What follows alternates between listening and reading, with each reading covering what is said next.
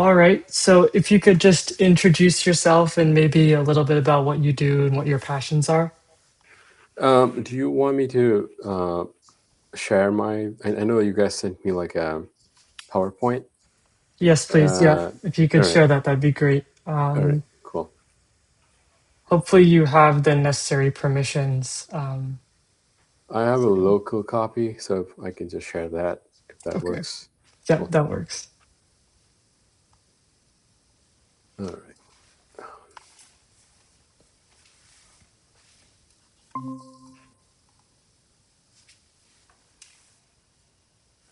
all right. You see my screen? Hmm. Cool.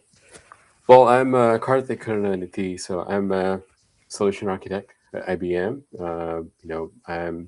I'm on the hook to take any systems that's not just in the demo. We need to take that all the way to production. So my responsibility is to build production scale systems that span across a larger audience, and then it should be resilient against any vulnerabilities, any traffic load, uh, and then secure and all that good stuff, right? um, I think quite recently I've been building a lot of like multi-agent systems, and then also working on security practices around those multi-agent systems. We also establish, I think, more and more AI observability is like one of the crux of any production system. So my goal has mostly been around setting up a framework around those observability, so you could see how the agents behave on larger capacity and volume. So ability to recover when something fails, ability to solve a particular problem with lower cost and not iterate on a feedback loop over and over again, not hallucinate. So basically, all that good stuff, like building systems at scale in production. And like I said, my process involves taking a system all the way from the ground level till um, real production users actually using it. So there is a lot of gap that comes in. A lot of these AI tools and noise around, like agents and stuff, they work great in production and POCs and demos, right? It doesn't necessarily work well in production. So my goal is to bridge that gap, make sure it's sustainable across a bigger environment. And besides that, I'm also a new dad. I'm just working on like 2 hours of sleep and a lot of caffeine, so I'm on Um, the edge on a lot of these things. So but it is an interesting challenge. I'm excited because the where we are in terms of technology, I think I was born in the '90s, so there's been quite a lot of transition from that decade till now. So navigating that technological wave has been interesting, and I like the challenge of like something's always new, and you get to chase and learn and integrate that skill into your portfolio. So that's what keeps me going. If it's the same mundane stuff, I don't want to be doing that. Building a website, right. Yeah. doing clicking a button, supporting that in the database. That's not what my passion is. My passion is to learn new things and solve critical problems and bring value to somebody who's using it. So that's where most of my focus is on. Like I said in my story, I've switched between, when I say careers, it's that revolution I was talking about, where technology has been expanding and changing since I started my career. Back in the day, it was PHP, jQuery, HTML. Nobody uses. I mean, people still use that, but it's a lot of vintage stuff, and people are use AI and agents and distributed systems, cloud architecture, blockchains, and stuff like that to build systems right now. So that's what I call every single, like my individual career. It's been spanning across all this, technological innovations. So that's where my journey has been through. And anytime like I try and find something new, I thought I got a hold of this, industry. There's something new changes. So it's always been an interesting challenge navigating that. And I come from a very not my parents are not well educated. I'm the first engineer in the family, and then I had to learn, a lot of new things. I made some friends, but I think over the past decade or something, it's all been my own learning and growing, like having the passion to like think beyond your comfort zone. So that's where like expanding. I used to be a introvert, or, like I never used to come out of my bubble, stick to my comfort zone, and I think being an engineer drew me out of the box and grew me into like a better engineer. That's how um, that's how the reality is these days. So um, yeah, that's what I mean. Again, like I don't there's no agenda around like how I build and what I build. It's I don't have a packed resume saying like I know 25 different skills. It's always around like I built this. There's an impact to what I do, like like building a system that scales from 30 people to 3,000 people, or reducing the cost of a product from $1,000 to $100. So things like those are the kind of challenges, a broader perspective I look at. And that's where I train myself a lot, like the overall impact versus a single specific skill. So that's where I'm at. That's me basically. Yeah, thank you for Yeah, sharing. yeah, That's very insightful. yeah. Now I'll ask a couple questions. So one of the things I noticed you mentioned was that your parents weren't very well educated, so you were kind of the first engineer in your family. So walk me through kind of your path into STEM. Was it like kind of linear? Did you kind of have to decide between a bunch of different things? What were your interests looking like? How did you get into STEM? Oh, it was never linear, to be honest. It's like I said, it's been like this saying, your growth is never linear, right? There's always like ups and downs. Like you're when you look at somebody's success, like Elon, or any successful you Hmm. know technology leaders out there, their growth is never linear, right? It's always been Right. like you go through your failures. The same thing happened to me, right? I when I started technology, like when I started, computers were just like we just had like basic C and C++. And we have come a long way. Like anytime, like I said, anytime I study and get a hold of something, there's always something new that's coming up, right? There's always something up. And then you always have people who scare me or make me uncomfortable are the ones who are always younger than me, right? It's always people they're fresh out of college, they have great ideas, but I'm out there sitting and studying and coming from all this different kind of experiences, but like which kind of is which is a learning curve for me, right? But when it comes to like when I say about I had five different careers inside one career, like being a software engineer, meaning I was able to navigate all these waves, and it's never been. I failed a lot. The good thing about my failure is I always had a leader who gave me the freedom to fail. Right. I think I was lucky in that aspect, and it's very important that I always found people. I always hung out with people who gave me that opportunity. Right. Because you don't want somebody to shoot you down when somebody's when you fail, when at least you're trying and failing, and not just sitting out there and not doing anything. So I always sought contacts with people who always gave me that freedom to failure. Like, it's okay, you fail, but you did something, you learned something along the way, you learn from those mistakes and be a better engineer. So that's how I have failed a lot, to be honest. I have failed a lot, but I'm more thankful that I failed under a lot of good people's leadership who allowed me to be successful, and that's where I am right now. Each of those failures have made me a better person. It's good to know. So, you mentioned that a lot of where you are today is your own passion and your own learning. So, who would you say has been the most pivotal in getting you to where you are, other than yourself? Like, what people helped and supported you along the way? I would say very few people supported me along the way. Besides my parents having that, giving me that emotional support. I know you might have heard this. It's kind of a cliche at this point. Success is a lonely road. It's you. It's very difficult to have friends who are in the same mindset as you. And when you are stepping out, you wanted to branch out and be good at something.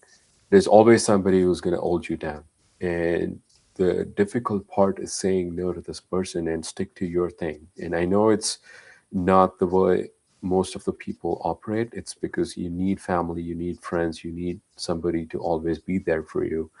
But I think in terms of technology and engineering and the phase at which the technology is growing, it's always important you stick to your path.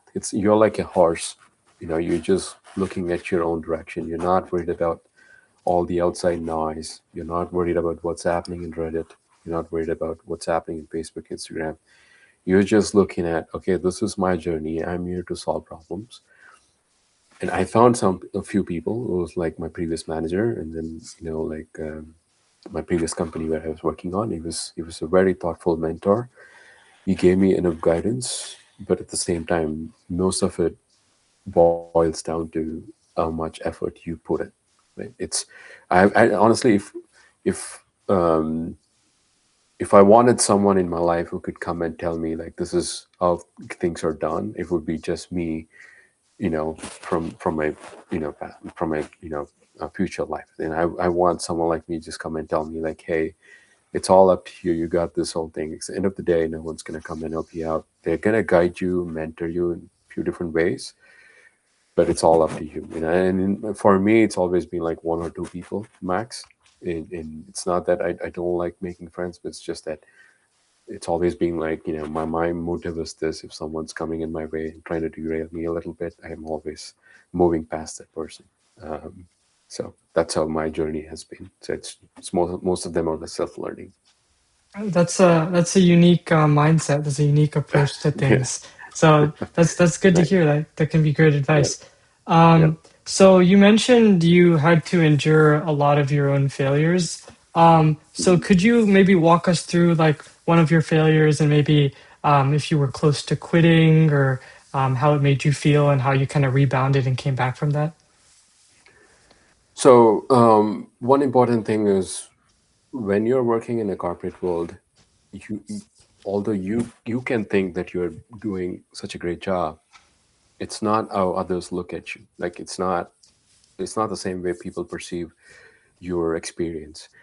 People could think different things, and there's always people who are trying to grow up in the ladder, which involves sometimes you get the pushback. Like you can't, like it's not necessary. It's not. There's no guarantee that even if you do good work, you're gonna get to the next level. And because there's a lot of, especially in corporate, there's a lot of bureaucracy that is involved. You won't get your way all the time, and you have to go through a lot of challenges.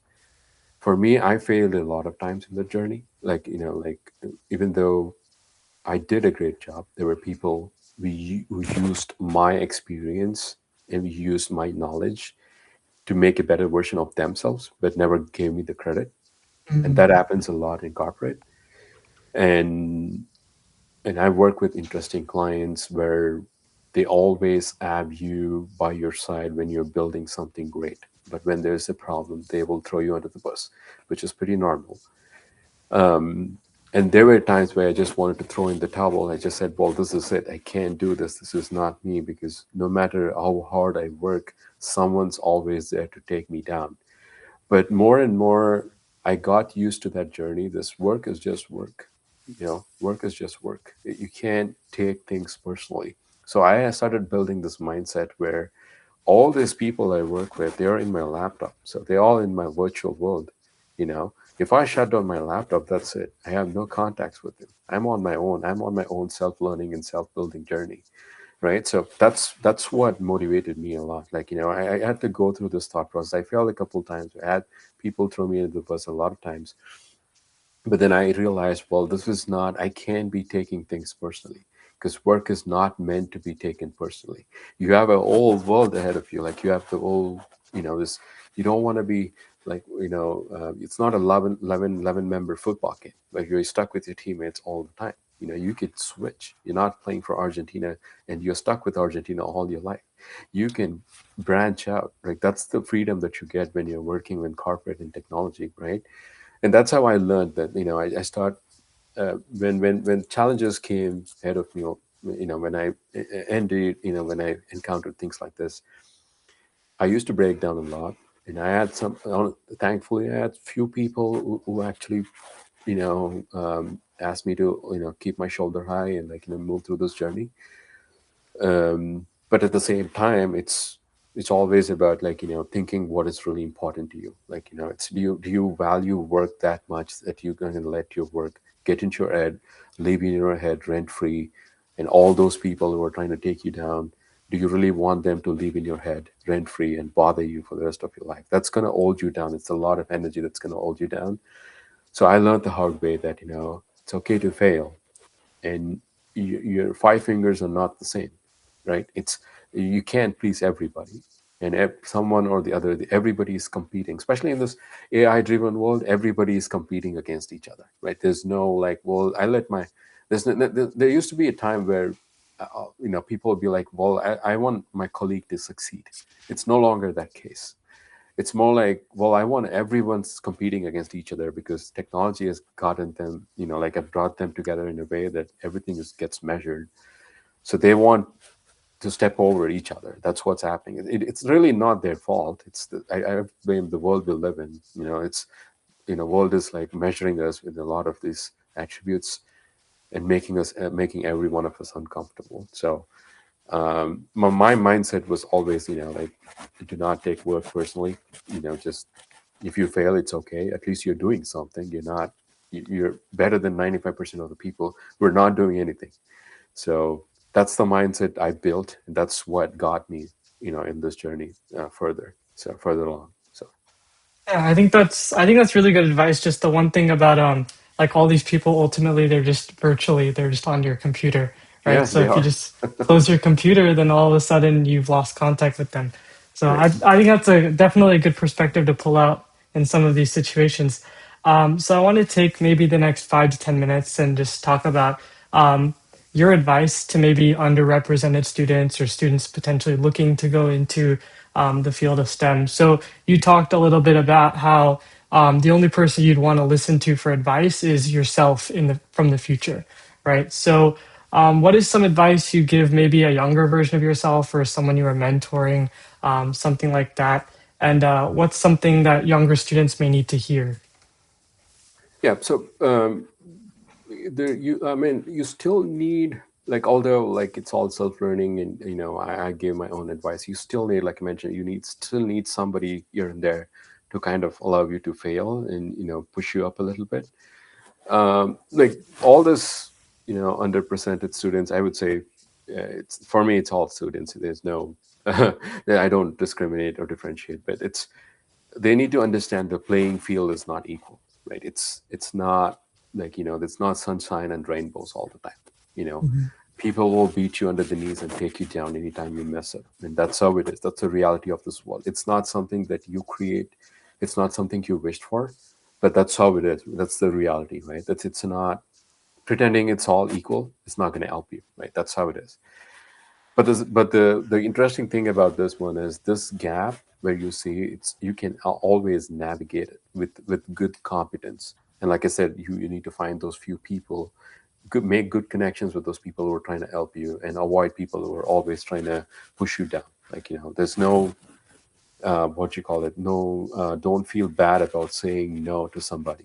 Because if somebody is trying to take you down, or somebody's trying to, well, dude, come, let's go have a drink, don't worry about work right now, let's go party, have fun, be casual about these meetings, don't be afraid to say no to them. That's okay, because that's their way of doing things, and that's fine. If they have a certain perspective, that's fine. But it's for you, what really matters is like building those right connections. It does not have to be 10 different people, because you have, let's say, 10 different people are giving you advices. It's a lot of noise. Like, everyone's going to say, well, do what I am telling you to do, right? It's Mhm. not, it's a lot of things. You got to be selective about who you want to be with. Are they giving quality advices? Like, and taking their advices, have it taken you from point A to point B, you know, in your journey. That's the kind of people you want. So try and build that compete like the competence and a few right people in your corner. Um, and that's it. Just like I said, it's you got to understand the playing field is not level, but at the same time, not everybody is smart. Yeah, like everyone's the same. And these days, people just rely on AI tools, even on meetings, even on like a regular Teams conversation, like an interview, like sending an email or sending even like a Slack message or a Teams message. Hmm. People rely on AI these days. Their skill set is weaning out. So you got everybody is kind of equal in this playing field right now, right? It depends how you propagate yourself, how you communicate among yourself. That's what really matters. Understanding all this reality around you makes it easier, without knowing, like, well, I'm here, I'm lost, I don't know what to do. Well, it's everybody's lost, trust me, everybody starts fresh. But you got to know, like, you're not failing, you're actually doing something, that's going to take you on a longer road. So that's what you want it to be. So that understanding is what is key in having good right knowledge. And the fundamentals, what they talk about, like computer science, know the fundamentals, have some competence. Somebody puts you in a spot, be able to answer that question. Somebody is giving you a problem, like most managers like me, I like, if I go to my peers and I ask them, like, hey, I won't go tell them, like, hey, there is a problem, how do you solve it? I go tell them, can you fix this problem? All I care about is, there's a problem out there, can you fix it? That's what I want. You navigate whatever you want to do, it's up to you. All I care about is just fix the problem. When you're a manager, when you can count on people like this who can own this individual responsibility and help you grow, that's the people you rely on. Having those skills, like owning something and resolving this problem, is key to to be successful in this journey. So Well, thank you for that. So you mentioned a little bit about how the STEM landscape is very different now than, say, 20 years ago. mhm. So you mentioned how everyone's kind of on the same level playing field. So what would be your suggestions for standing out a little bit more? I know you mentioned good communication's important and also knowing the fundamentals. But is there anything else that you'd say is particularly pivotal to having a successful journey in STEM? Successful journey in STEM is very crucial. The main things are, it's not just about being a good engineer. It's about having a better communication. If you're in a meeting of 10 different people, you need to make sure your voice is heard. And your voice is heard when you're correct, right? When you're giving quality responses. When everybody is in a meeting, trying to explain a problem or trying to brainstorm around it, if you jump in quickly and tell the team that, hey, this is how you solve the problem, and you always go with an evidence, right? You don't just blurt it out. You don't just say, well, hey, why don't we do this? No, you go there saying, well, I think I've done some research on this problem. This is the pros and cons of it, and this is how you solve this problem. Solving this problem um, will give us this experience. So when you can quantify everything, like when you actually can tell or explain the problem in very simple, human understandable terms, and when you can tell them that, when you put a measure around it, where you can say, well, hey, I think found this problem, I think I can solve it within 5 days, and then I can also bring it to an 100% performance. Like, you can, if you can quantize that, if you can measure it, put some numbers around it, or give like a quality response, that's how you create a brand for yourself. And most of it is also networking, right? When I'm talking about brand for yourself, it's, you don't have to go to happy hours and drink whiskey, or drink a beer or anything. Like, no, it's mostly around, like, there are a lot of people who are willing to lend you a hand. Like, there's a lot of people like me.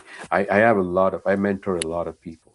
Like, I give my hand. Always offer my time and support. And I'm pretty sure there's a ton of people like me who are willing to work with you and help you get to the next level. So having that networking is very crucial to build your brand. So um, when I say success is a lonely journey, I'm also saying Success is a lonely journey when you are working, by yourself, and when you are like learning or you know earning certifications or building projects. That's all you. That's the lonely journey I was talking about. But when you network and have the right set of people around you, I think I'm mentioning this over and over again. So when you have those right quality people around you, that's what takes you. Like that's what helps you create your brand. Like and that voice, your voice, being able to speak in a situation where nobody is giving you clear responses and you can jump in and quickly solve the problem. That's how your reputation increases. And it all of that comes down to a lot of learning. Like you can't just say thanks. You need to have knowledge around it. Right, Like right, yeah. so you need a lot of education around it. You need to know what you're talking about. So one pro tip is, before you go into the meeting, see what that meeting is all about. Right? If they're trying to talk about something, or if you have an agenda for that meeting, prepare for that meeting. Like it's not a wasted effort. I know you're busy with a lot of those things. I know most people are busy with a lot of things, but success for me has always been like, always prepare for these meetings, write notes. When somebody puts you on a spot, you have an answer ready, which most people, not everybody is prepared for the meeting. People just want to come in there and say a few words and get out, right? But when you're more prepared, you become a valuable member. You become a practitioner, and you get invited to a lot of these meetings because you do the homework and you spread valuable points. So that's one of the pro tips I would suggest when you are trying to build your brand reputation. Write a lot of blogs. You can be an independent blogger. There's Medium, there's Ashnote, there's DevTube, DevPost, LinkedIn. Create a brand for yourself. If someone's not encouraging you, you can build a brand for yourself. So write articles, try and find a reporter around you, try and see if you can publish an article in the newspaper. All of those are like big deals. You know, Try and come with a research paper. So, try and, volunteer for like your networking events and go to meetup.com, so try and give a presentation, next in your local community. So all of that is what builds your value. And it's not just building that value for people to see, it's also building your own personal reputation, your own confidence. I think that really helps when you put things in perspective. Cool. Thank you so much. Just one last thing. I've been asking questions this whole time, but if there's anything extra you want to share, some last closing quick thoughts, please feel free to share whatever. No, like I think a lot of I've been, for the past couple of years, I've been mentoring a lot of people. I've been judging a lot of people's work.